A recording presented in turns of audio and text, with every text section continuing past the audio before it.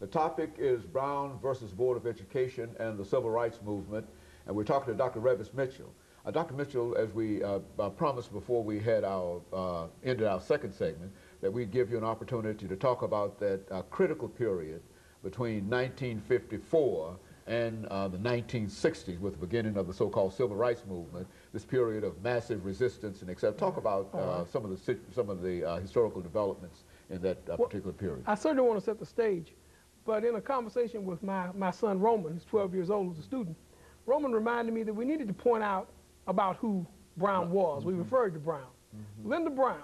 And he reminded me that Linda Brown had to walk about 2 miles to school every day, and her father became upset because in Topeka, Kansas, where they lived, they walked past a school that white students could attend.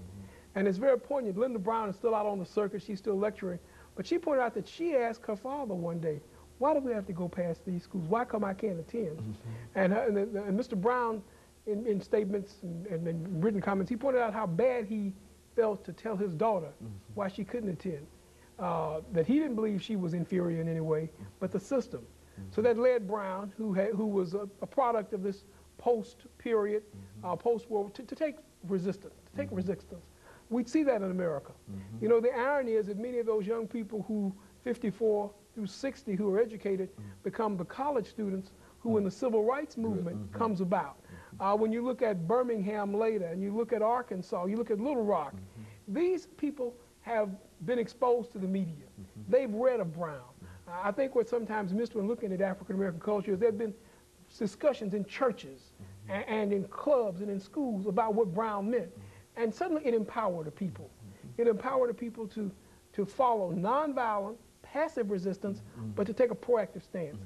You know, what the Civil Rights Movement really did with the use of the media, it made the world and it made America look at how it was treating its African-American counterparts. How dogs would be sicked upon people, how people would be forced to walk and couldn't ride buses.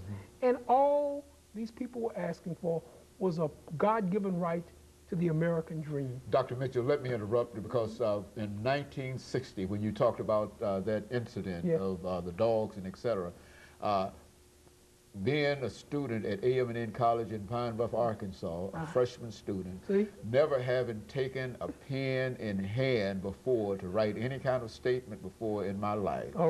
I wrote a little piece of information to the Arkansas Democrat. And the only thing it said was fine example that we're showing to the rest of the world and sign my name. And they published that. And it was from that inspiration alone that I became convinced that I had to tell the story of the African American. You see, I think that, and that has been replicated in so many instances. Here in Nashville, Tennessee, you know, so much civil rights activities would take place here with students working to desegregate the lunch counters. But Nashville's population, Nashvillians, responded to a quiet demand, not a violent demand, but a quiet demand. But just what you said, why are you treating me this way?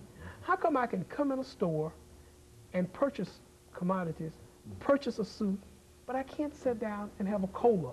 You know, what have I done? What is my endemic inferiority? Or really said to America, why are you afraid to enter into things with me equally? From the Civil Rights Movement, we have fast progression to Brown, even the present day. And so many institutions which African Americans hold dear, it appears, are under attack. We never demanded the creation of historically black colleges. Historically black colleges were set up in the period after the Civil War for African Americans. But from those colleges, we learned the lessons of the Civil Rights Movement. We learned the lessons of Brown. And many times now it seems that there's a forceful effort in America to dismantle those